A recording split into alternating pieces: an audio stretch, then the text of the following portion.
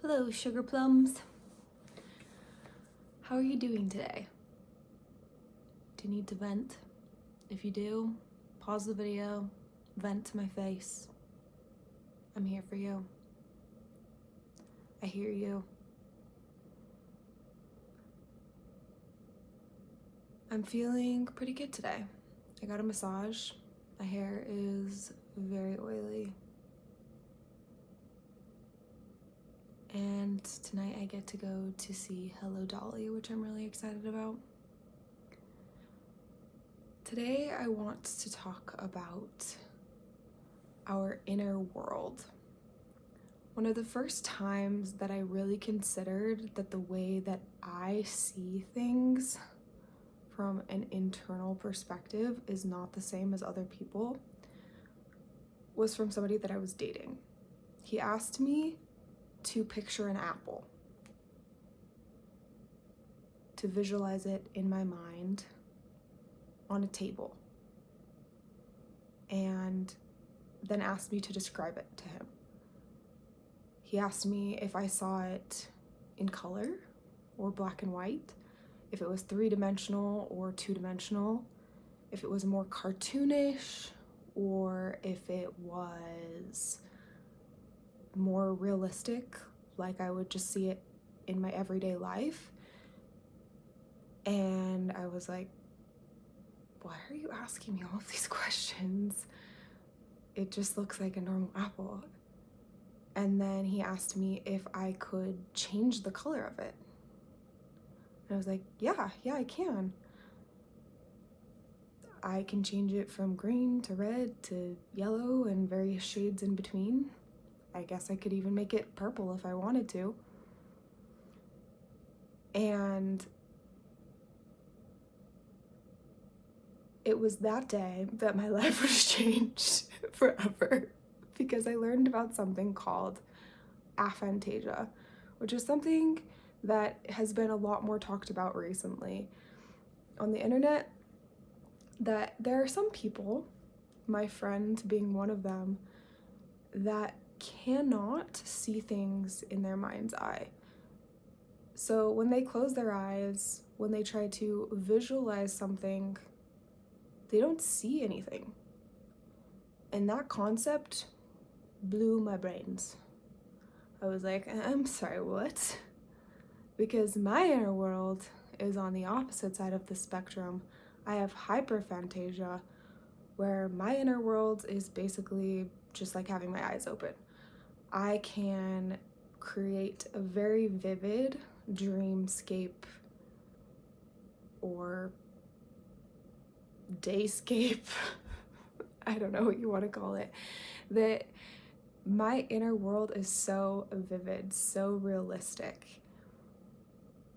And this inner world also applies to our sense, all of the other senses, not just visual. It applies to our sense of smell, taste, hearing, and even touch. So I would like you to consider now, what does your inner world look like from a visual perspective? And then also, what sounds do you hear on the inside? Can you recall the sound of somebody's voice? Can you recall songs as they would sound to you, just as if you were playing them through your phone or whatever device it is that you use to play music? Do you I'm holding on to this table over here so I don't swivel. How do you hear things on the inside? Maybe it sounds a lot more like your own voice replaying or mimicking that sound. Or maybe you can't hear anything at all. For me, it's very similar to the visual perception, that I can hear things quite accurately to how they sound in real life. That one depends more on, and so does the visual one to some extent, how recently I have heard that thing or how familiar I am with it. There are some things that I can't perceive or recreate quite as well. Then your sense of smell. Our sense of smell is so powerful in being able to recall memory. And some people have this very strong inner sense of smell, which allows them to imagine things. Like, I'm kind of wondering if people who are chefs or who work with plants, maybe things that smell really good, or work with, I don't know, maybe fragrances of some sort, have an ability to kind of imagine how smells would work together. And I have this a little bit, but not nearly as much as the visual and auditory. And then your sense of taste, again, like, can you recall the way that something that your mother made you when you were a child tasted, or something that you ate, just barely tasted, one of your favorite foods? Can you imagine that in your mind, in your perception? Or can you, similar to the sense of smell, imagine how various flavors would combine together to taste? Now I'm thinking of Ratatouille. Like, oh, like these things would work really well together. That each of these perceptions, I think that this works hand in hand with our sensual, our sexual, our creative energy as well. And part of the reason why sexual fantasies are so powerful, especially for some people who have a more vivid inner world, who can imagine a whole story and really create it as if it were happening to them in that moment, down to how it would feel in their body. And this can be a tool for us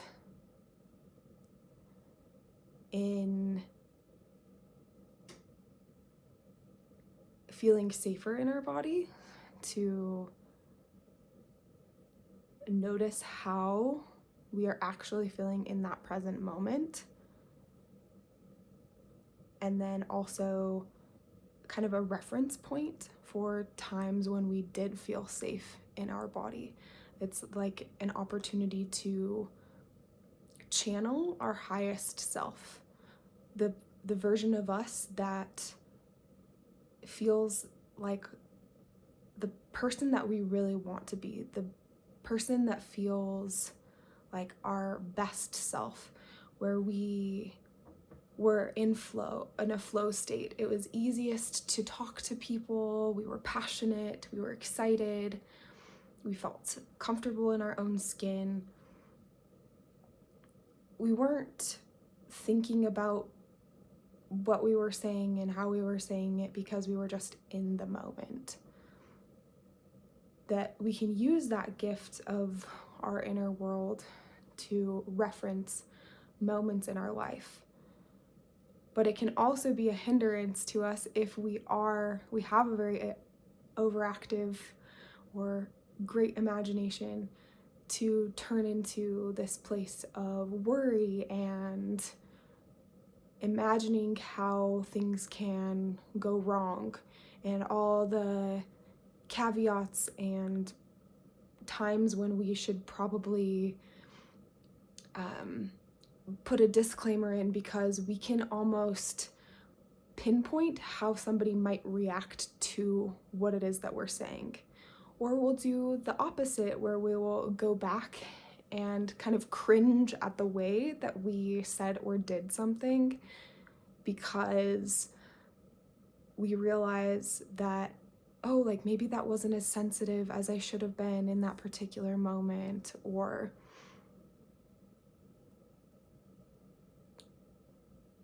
maybe I should have done it like this. Because the more that we move along in our lives, we gain new perspective and have different insights.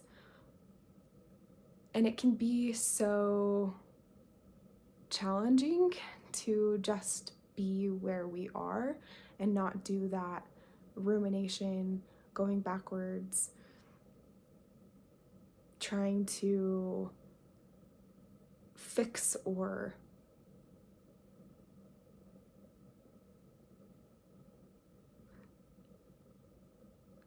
siphon every possible thing from the past or the future, planning, worrying, over analyzing all the scenarios for what could happen.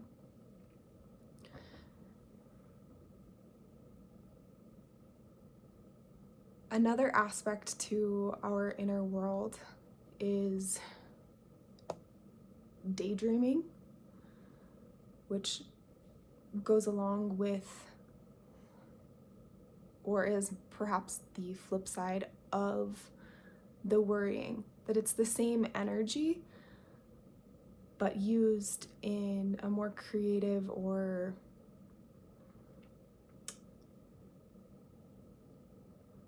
curious, playful way. So when you notice yourself in that more like way, something that I like to do is first I'll kind of meet it where it is almost. Like one of the funny things that I'll do is if I notice myself in a more panicky,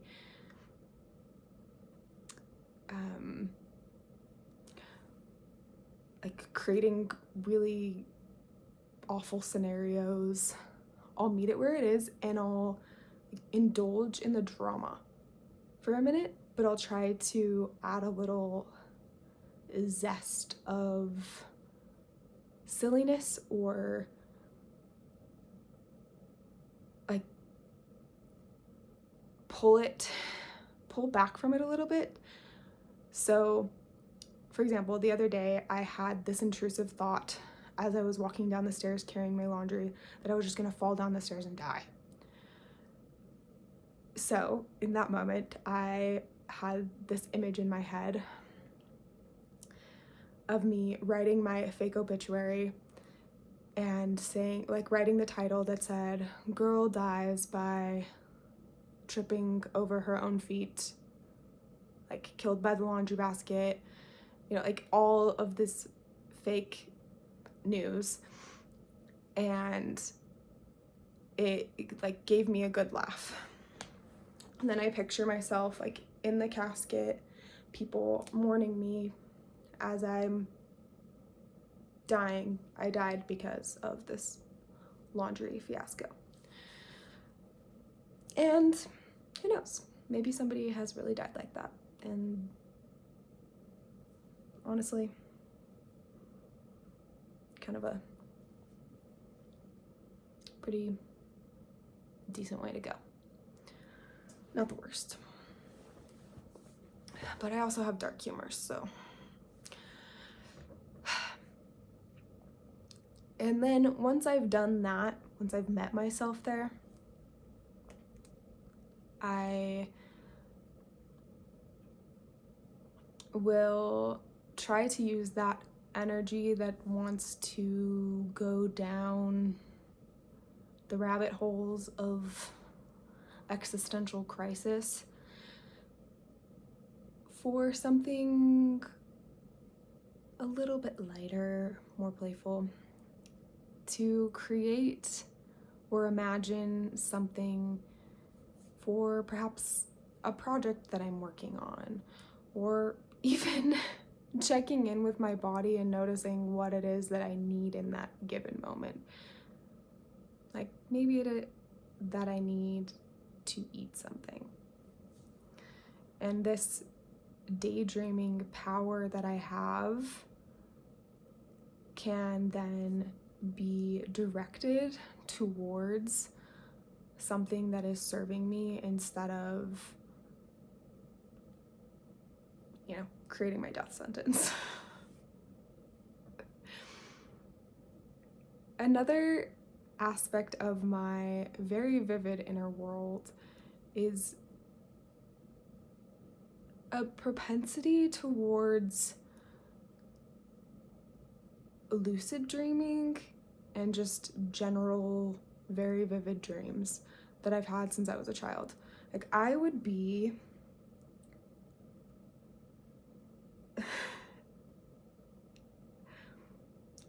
rolling off the bed, flipped over on the other side of the bed. Like I was all over the place, having very restless dreams and sleeping. And as long as I can remember, I've always just had these crazy dreams.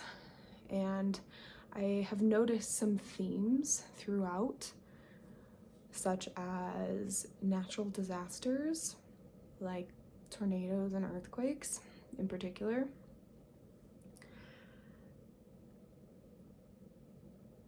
And lately, I've been learning a bit more about how my dream life, my sleeping reality, and my waking reality influence each other. And feeling like my subconscious and conscious are creating a more seamless bridge. It's not totally perfect, of course. There's still more for me to uncover all the time, and that's kind of exciting part of life, I think. But I think the more we uncover our shadows and allow all aspects of ourselves, from the things that we consider to be the darkest, most Wednesday Addams, or the more lighthearted, fun and playful aspects of ourselves, that we can integrate all of that, then it feels less like we're having nightmares and more like we're having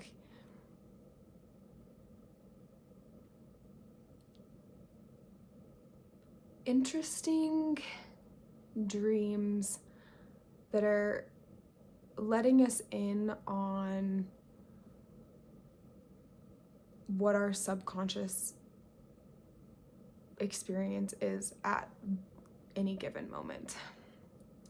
And if you're interested in learning more about what I've learned about dreams throughout my life and lucid dreaming, then let me know and I can make another video that's more in depth about that in particular.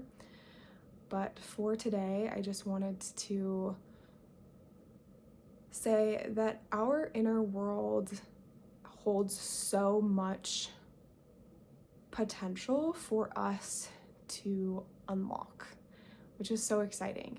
And if you would like to learn more about yours and come to greater alignment with yourself, I am offering one-on-one mentorship and a free resource, and you can find that down below. I have a website called trishastemple.com, and I'd love to see you there. See you next time.